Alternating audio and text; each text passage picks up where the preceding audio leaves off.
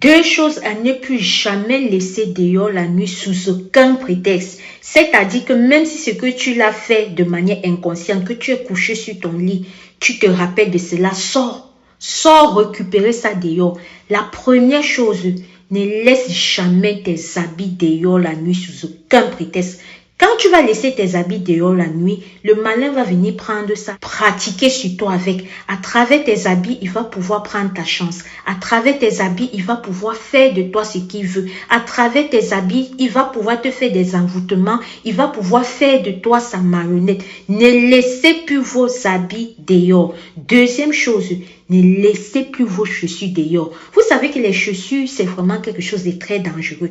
Parce que c'est ce que tu marches avec toute la journée et donc ça accumule ton énergie, ça accumule tes ondes. Ce qui fait que quand tu oublies ta chaussure dehors et que quelqu'un vient prendre ça pour aller faire ce qu'il veut avec, il va partir mélanger ce qu'il faut mélanger, il revient même déposer là. Tu mets seulement tes pieds dans tes chaussures, ça prend pour effet immédiat. Tu mets seulement tes pieds dans tes chaussures, c'est comme ça que ta vie bascule. Donc sans transition, là, pas demain, pas après-demain, pas là.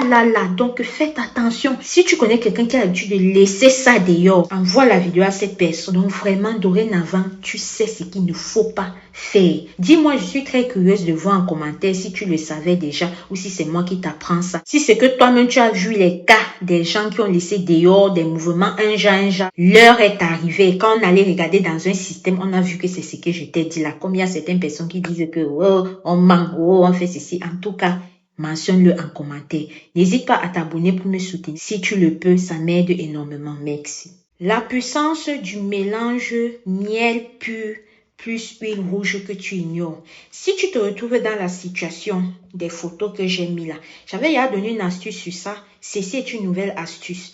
Tu pars, tu achètes ton miel pur et ton huile rouge. Tu rentres chez toi, quand tu te laves de préférence la nuit. Ne faites pas ça le matin avant de sortir, quand tu seras exposé encore au rayon de soleil. Non, c'est pas bon.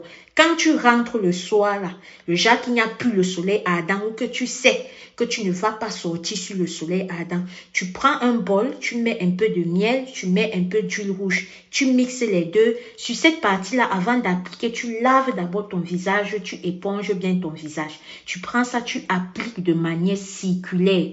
Tu mets ça comme ça de manière circulaire. Tu mets circulaire, tu peux frotter comme ça là, pas brutalement.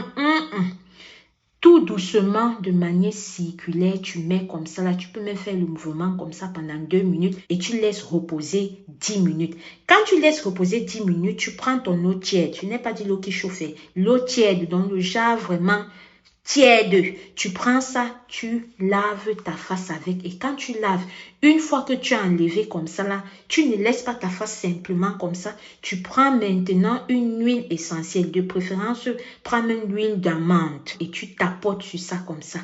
Tu laisses. Répète ça avant de commencer. Filme-toi. Répète ceci pendant 1 mois et reviens mettre les 2 photos là en bas. Chacun va voir la différence entre les deux là. Vous partez toujours dépenser des sommes faramineuses alors que vous pouvez aller faire des dons dans des orphelinats avec. Vous pouvez aider certains membres de votre famille. Voilà les recettes propres, simples comme ça là, mais qui travaillent. Va essayer et reviens.